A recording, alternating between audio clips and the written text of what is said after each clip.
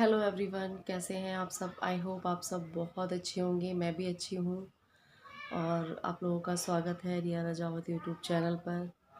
तो कोरोना बहुत ज़्यादा तेज़ी पकड़ रहा है, सो प्लीज़ अपना और अपने बच्चों का ख्याल रखिए। ज़रूरत हो तभी बाहर जाइए, वरना बिल्कुल मत जाइए। घर में रहिए, सेफ़ रहिए, भले ही कहीं जाना हो पाए चाहे ना हो पाए। और आज आप लोगों को मेरा चेहरा बहुत ज़्यादा उदास उदास सा लग रहा होगा, तो हमारे घर में कुछ हुआ ही ऐसा है कि चेहरा उदासी होना है। हमारे जो ताऊ ससुर हैं, मतलब मेरे पापा के बड़े भाई हैं, उनकी छोटी बहू कल एक्सपायर हो गई हैं। मेरी शादी के 1 साल बाद ही उनकी शादी हुई थी और कल वो ख़त्म हो गई। मतलब कुछ पता नहीं है इंसान का कब क्या हो जाए। और कभी कभी मुझे ये लगता है भगवान ना कुछ करते हैं ना तो बिन सोचे समझे कर देते हैं। मतलब ये नहीं देखते हैं कि मैं क्या कर रहा हूँ, ये करने से क्या होगा। मतलब एक छोटा सा बच्चा है उनका, 3 साल का, क्या होगा उस बच्चे का। मेरी शादी के 1 साल बाद उनकी शादी हुई थी और मेरी शादी के बाद से ही ना उनकी शादी हुई, तभी से वो बीमार सी रहने लग गई। उसके बाद उनका इलाज हुआ, फिर वो ठीक हो गई। फिर उनके एक बेटा हुआ। बेटा हुआ होने के बाद 6-7 महीने तक वो बेटा ज़िंदा रहा। उसके बाद वो बेटा ख़त्म हो गया उनका 6-7 महीने में। उसके बाद उनके 6-7 साल तक उनके कोई बच्चा नहीं हुआ, कोई बच्चा नहीं हुआ 6-7 साल तक। उसके बाद उनका काफ़ी इलाज चला, बहुत इलाज चला। जो उनके हस्बैंड है, जो भैया हैं, उन्होंने इतना इलाज करवाया, उनका इतना इलाज करवाया, तब जाके उनके अभी 3 साल पहले एक बेटा हुआ था। इतना प्यारा बेटा है, इतना क्यूट सा बेटा है, मैं आपको क्या बताऊँ सच्ची में। और उनको मतलब पहले जो बीमारी हुई थी ना, उनको वही बीमारी उनकी दोबारा से उखड़ के आ गई। और काफ़ी टाइम से उनका इलाज चल रहा था, उनका प्राइवेट इलाज भी चला, उनका सरकारी इलाज भी चला, सारी मतलब सब चीज़ें हुई। लेकिन उसके बाद पता नहीं क्या हुआ ऐसा कि उनको फिर दोबारा से उस बीमारी ने बहुत तगड़ी वाली बैक कर दी और उनके साथ ये हो गया। और मुझे ये लगता है सच में यार, कभी कभी भगवान भी ना बिन सोचे समझे कर देते हैं। और एक छोटा सा 3 साल का बेटा है, उनकी शादी को भी 12-13 साल हो गए थे। और इतने साल बाद एक बेटा हुआ, वो भी इतनी मिन्नतों से। और जब वो बीमार थी, जब उनके बेटा हुआ था, उन्होंने रिस्क लेके प्रेगनेंसी करी थी। मतलब उनको डॉक्टरों ने मना कर दिया था कि आप प्रेग्नेंट होंगी तो आपके लिए बहुत ज़्यादा खतरा है, क्योंकि आपकी जो बीमारी है वो कुछ ऐसी है। और उन्होंने फिर भी रिस्क लिया और रिस्क लेने के बाद दोबारा प्रेगनेंसी करी। और सच में बताओ, और जिस दिन से मतलब उनका बेटा हुआ है, तब से वो बीमारी थी, पता नहीं क्या। कभी कभी ऐसा होता है ना कि इंसान ना किसी किसी के पीछे, सॉरी, भगवान ना किसी किसी के पीछे हाथ धो के पड़ जाता है कि भाई नहीं, इसकी लाइफ में हमें सुख आने ही नहीं देना है, आने नहीं देना सुख। लेकिन क्या बोलूँ अब मैं। तो मतलब मैं उनके साथ रही भी थी जब मेरी शादी हुई थी। मेरी शादी के बाद पूजा करने के लिए गए थे जब हम, अभी मेरे बेटे का जब मुंडन हुआ था तब भी वो थी। और मतलब नेचर वाइज भी अच्छी थी, क्या कह सकते हैं। लेकिन टाइम का कुछ पता नहीं होता ना, कि कब तक किसकी सांसें कितनी हैं, कुछ पता नहीं है। तो हमें ये कल पता चला था, तो उसके बाद से पूजा वूजा तो कुछ हो नहीं सकती अब हमारे घर में।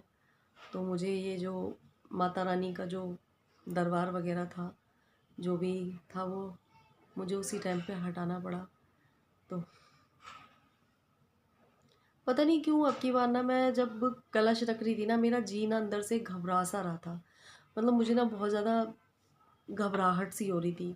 और 2-3 दिन से मेरे साथ पता है क्या हो रहा था, कि मैं जब भी पूजा करने के लिए जाती थी ना, तो मुझे छींक आ जाती थी। तो मैं अपने मन में सोचती थी कि मैंने कहा, मुझे 2-3 दिन हो गए हैं, मैं 2 दिन मैंने पूजा करी है। मैंने कहा जब भी मैं पूजा करने जाती हूँ, वीरवार को मैंने सुबह पूजा करी थी, तब तक ऐसा हुआ। मैंने कहा जब भी मैं पूजा करने जा रही हूँ मुझे छींक आ रही है, पता नहीं क्यों। जबकि कहते हैं कि छींक आना सही नहीं होता है। तो मेरा मन ना थोड़ा सा अंदर से घबरा सा रहा था। और देखिए, वही सुन लिया। पता नहीं उस बच्चे का क्या होगा, छोटा सा बच्चा है, क्या होगा। और मतलब मुझे तो बार बार सोच सोच के यही लग रहा है कि मतलब कहते हैं ना, कभी हम उस इंसान से मिले हों और हमने उसको देखा हो और उसके बाद ऐसा हो जाए, तो वो इंसान ना हमारी आंखों के आगे घूमता रहता है। मतलब उसका जो फेस है ना, वो हमारे आंखों के आगे आता ही रहता है, आता ही रहता है बार बार। अब मैं पता है उस जगह से अपना माइंड हटाने की कोशिश कर रही हूँ, उनका तो उनका, मुझे अपना सब कुछ याद आ रहा है। कितना भूलूं, कहते हैं ना कि एक चीज़ से हम फ्री नहीं हो पाते। और तो और अभी जो हमारे ताऊ जी हैं, उनकी अभी तो छोटी बहू ख़त्म हुई है, और अभी कुछ दिन पहले जब अभी दिवाली थी, तो दिवाली से पहले उनकी बेटी ख़त्म हो गई थी। मतलब बिन शादीशुदा बेटी थी, 18-20 साल की बेटी थी, तब उनकी बेटी ख़त्म हो गई थी। मतलब ये सोचो कि एक बाप पे एक साथ बहू हो चाहे कोई भी हो, लेकिन कहते हैं ना, इंसान जब अपने घर में रहता है ना, तो वो अपना सा हो जाता है। और अभी बेटी को गए हुए 6-7 महीने भी नहीं हुए, और अब बहू के साथ ऐसा हो गया है।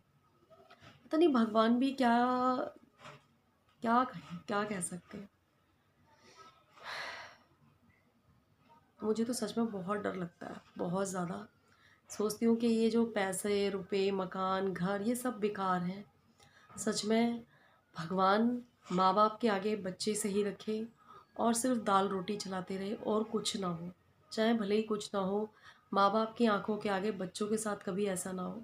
क्योंकि माँ बाप है ना, मर जाते हैं बिल्कुल, सच में।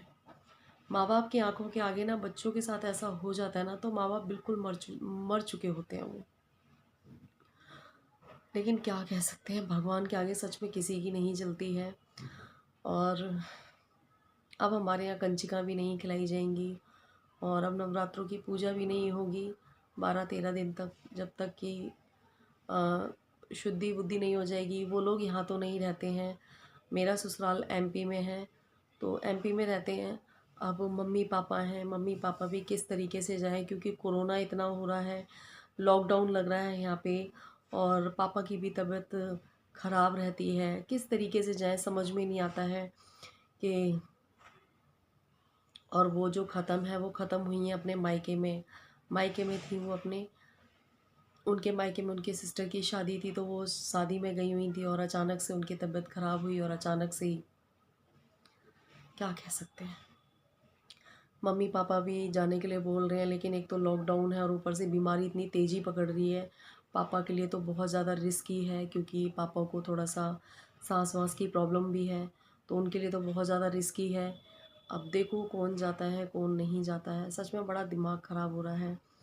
और सच में बहुत डर लगता है अब तो, पता नहीं क्या होगा। मतलब जो इंसान है ना, वो गुब्बारे की तरह हो चुका है कि कब फूट जाए। कहते हैं गुब्बारे के फूटने पे पता तो भी चलता है कि भाई आवाज़ आती है, लेकिन अब इंसान का पता नहीं चलता है कि कब इंसान को क्या हो जाए। और कल हमारी गली में भी एक अंकल जी थे, तो वो अंकल जी ने खाना खाया है, 2-3 रोटियां खाई हैं, बता रहे हैं सब लोग। 2-3 रोटी खाने के बाद बोल रहे हैं मेरे पेट में हल्का सा दर्द हो रहा है। और दर्द हुआ उनके पेट में हल्का फुल्का, उनके बेटे उन्हें हॉस्पिटल लेके गए, और ज़्यादा एज भी नहीं थी अंकल जी की, और उन्हें हॉस्पिटल लेके गए हैं, और हॉस्पिटल में ही जाके डेड। मतलब पता नहीं इंसान ऐसा हो गया है गुब्बारा, तो मैं कह रही हूँ थोड़ा सा आवाज़ तो भी करता है, इंसान को तो पता ही नहीं है कि कब उसको क्या हो जाए क्या ना हो जाए।